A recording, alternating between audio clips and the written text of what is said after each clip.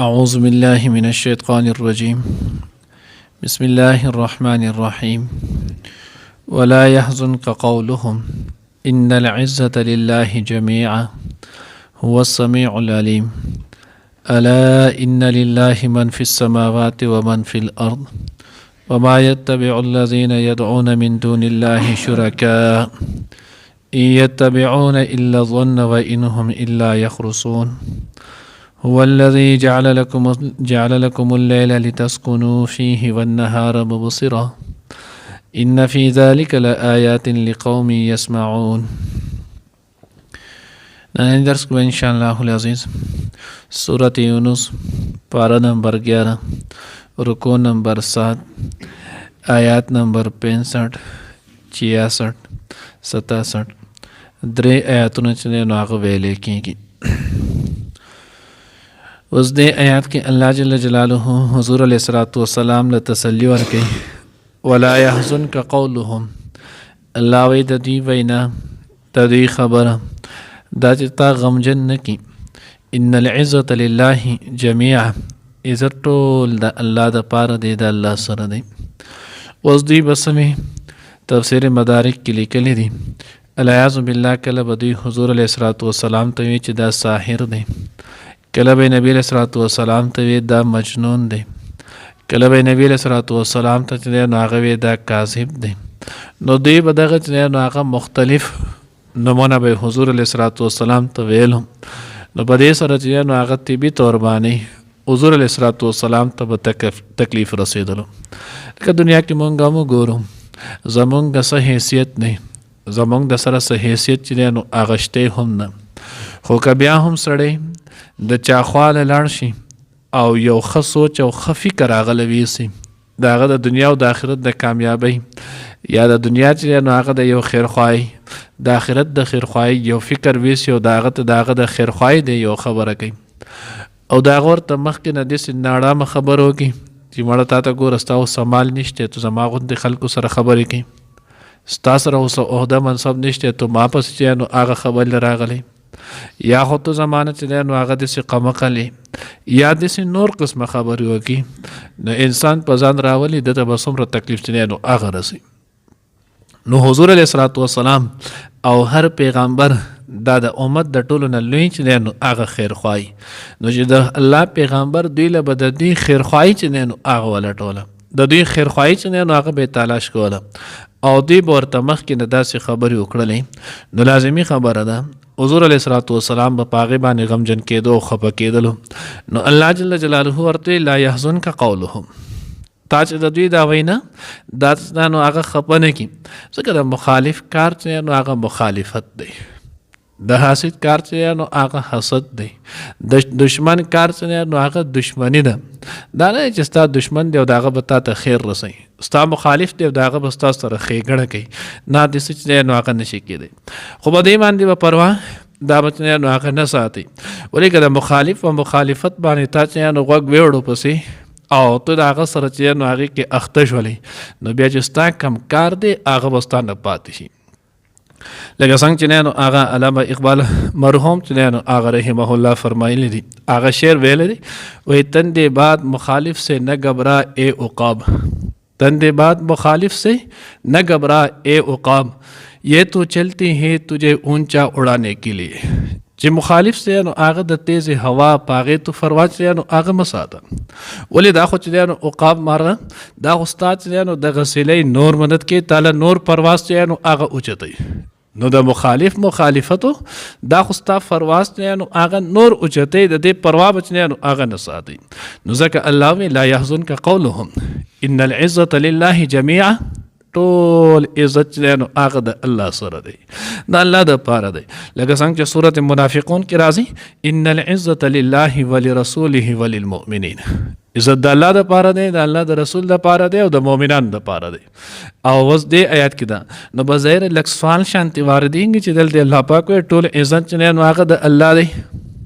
آل دی وای چې نو هغه د رسول د پاره دی، د مؤمنانو د پاره دی. نو لازمي خبره ده رسول ته چې کم عزت میلاو شي، مؤمنان ته چې کم عزت میلایي کنه د الله تر په میلایي کنه. الله یې چا د عزت فیصله وکړي هغه ورکړي، تعز من تشاء، نو د عزت دا الله ورکوي. نو ځکه الله پاک وی چې عزت مقام مرتبه اوچتوالی دا د الله سره دی. هو السمیع العلیم، او هم دغه الله هغه اوریدونکی دی او پوهه دی. سمیع لاقوالهم، د دې چې دا کمی خبرې کوي دا الله اوري. و علیم، او علیم باحوالهم، دې چې د دې کم حالت دی او په کم وجه وي نو دغه باندې الله پاک چې نو هغه پوهه دی. الا ان لله من فی السماوات و من فی الارض، الله وی خبردار یاد ساتئ د الله د پاره دې څه چې په اسمانونو کې دی او څه چې په ځمکو کې دی، په دې ټولو باندې ملکیت، قبضه او قدرت دا د الله ده. د الله نه ما سوا په دې باندې په یو شي هم د بل انسان چې دی نو هغه قدرت نه دی، هغه ځان له خبره ده. ارضي طور باندې الله پاک یو انسان ته د دې قدرت او کنټرول قبضه ورکړي، د دې نه یو سړی دا نه اخلي چې د ما څه نو هغه اختیار دی. نه، اختیار دا به صرف نو هغه د یو الله چلیږي. د الله نه ما سوا چې نو هغه د بل چې اختیار نه دی. مختار کل دا صرف او صرف د الله ذات دی، د الله نه ما سوا چې نو هغه بل مختار کل نشته. وما يتبع الذين يدعون من دون الله شركاء، الله وی چې نو هغه دوی پیروي نه کوي هغه کسان کم چې د الله نه ما سوا چې نو هغه نور شریکان جوړي. يتبعون الا الظن وانهم الا يخرصون، دوی تابعداري نه کوي مگر د ګمان او دوی چې نو هغه اټکل ویونکي دي. نو اوس دلته ده چې دوی چې نو هغه نو دوی که خیالي کړی مخکې چې نو هغه په دغه سورت یونس کې تیر شوی ولو چې دوی به چې نو هغه ما نعبدهم، موږ د دوی عبادت نه کوو الا ليقربونا الى الله زلفى، مگر دا خو موږ د دې لپاره کوو چې د دوی الله سره یو مقام او درجه ده، نو موږ دوی خوشحاله ساتو، د دوی عبادت کوو، د دوی خبره منو، نو دوی به موږ له هم الله سره درجه او مقام چې دی نو هغه اوچت کړي. الله وینا یتبعون الا ظن، دا د دوی یو پیروي، دا د دوی د تابعداري او دا خو یو ګمان دی د دوی په نسبت نو هغه دا خبره ده. نور خو هغه ګټې دي، هغه خو نو که انسانانو په دای کې شنو هغه د خدای مخلوق دی، هغه خو په خپل الله ته محتاج دی. نو چې کله هغه په خپل د سینې نو د دوی مقام او درجه به سوچت کی. انهم الا یخرصون، نه دی دوی مگر اٹکل وین کی. یخرصون دا د خرص نه دی، او خرص په صاد سره دا ویل کېږي چې نو هغه په ونې باندې د میوې اندازه لګول، نو دې ته ویل کېږي خرص. خرص معنا په ونې باندې لکه سړی چې نو هغه مالټو په باغ باندې لاړ شي، مالټو ته وګوري نو دوی یاره دا 10 بوټي دي، دا به تقریبا دوره کوي. که تاسو خیال کړئ نو اکثر چې باغوانان کله راشي دوی دا پټي اخلي شلتاران وغیره، نو دوی یاره دا به نو 100 کریټ وکړي، دا به 200 کریټ وکړي، دا به 1500 کریټ وکړي، نو دوی د دغه یو اندازه ولګي. بیا کله هغه برابر وخیږي صحیح او درستی، کله چې نو هغه خطا وخیږي، کله په هغې کې لکوټې شانتې فرق وي، کله په هغې کې نو هغه ډېر زیات چې نو هغه فرق وي، نو دغې طورې کېږي خرص. نو الله وی وانهم الا یخرصون، دوی صرف اندازې لګوي، اټکل ویونکي دي، او اټکل خبره چې نو هغه دا صحیح دا صحیح نه، اکثر چې نو هغه دا خطا کېږي. لکه موږ ورته توکه لګوي. هو الذي جعل لكم الليل لتسكنوا فيه والنهار مبصرا، وی الله هم هغه ذات دی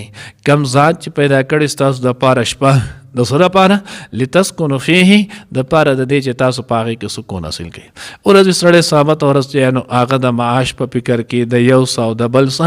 د دنیا شي تکالیف چې نو هغه ستړي برداشت کړي، ستړی شي، وجود چې نو هغه بې قراره بې ارامه شي. الله رب العزت چې نو هغه تکویني طور باندې شپه راولي، نو چې کله الله پاک د شپه راولي نو دا ټول شیزونه چې نو هغه به کې پر سکون شي، په ارام شي. نو چې کله دا پر سکون او ارام باندې چې نو هغه راشي، نو هر انسان ته چې نو دغه تکاوت او د تکلیف چې نو هغه ختم شي. لکه څنګه چې الله رب العزت نو هغه سورۃ نبأ کې فرمایي الله هغه ذات دی جعل نو هغه نومکم سباتا، چې الله رب العزت چې نو هغه ستاسو خوب د آرامدeh پیدا کړی. نو خوب نو هغه انسان وکي، او بیا خاص کر د شپې خوب، نو دې سره د انسان د ثابت ورځې چې هغه کم تکاوت او ستړي هغه ټوله چې نو هغه ختم شي. دیو جن چې نو هغه اتباع لیکلی نه چې د ځوان کس د پاره 24 غنټو کې نو هغه 9 غنټې خوب کول نو هغه دا پکاري. د چې کله 9 غنټې خوب کوي نو د نو هغه د صحت دا به بالکل برابر او صحیح وي. او د بوډاګانو دپاره 24 غنټو کې 3 نه 4 غنټو پورې دوره چې د دوی خوب وشي نو دوی به په قرار وي.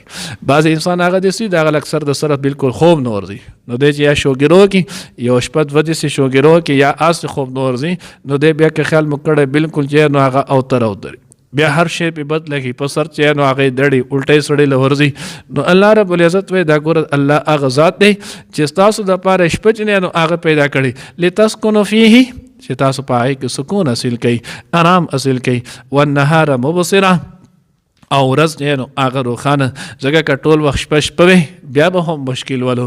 او که ټول ورځ دی نو هغه ورځ وي نو بیا به هم مشکل ول. نو الله وی د دغې دواړو نظام چې دی نو هغه او د دې دواړو انتظام دا د له ما کړی دی.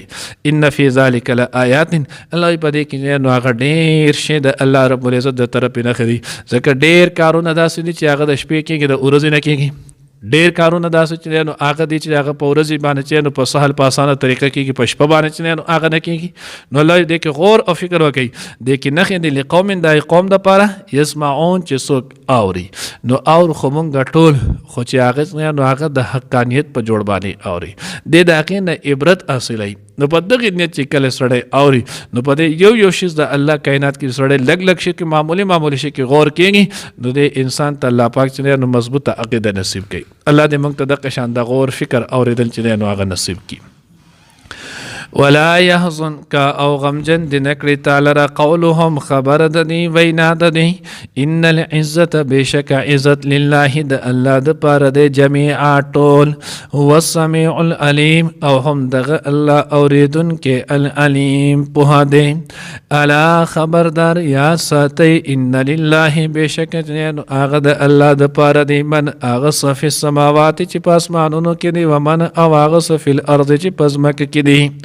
وما يتبع الذين او تابدارین کوي کسان يدعون من دون الله چې هغوی اواز کوي را بلی د الله نه ما سوا شرکا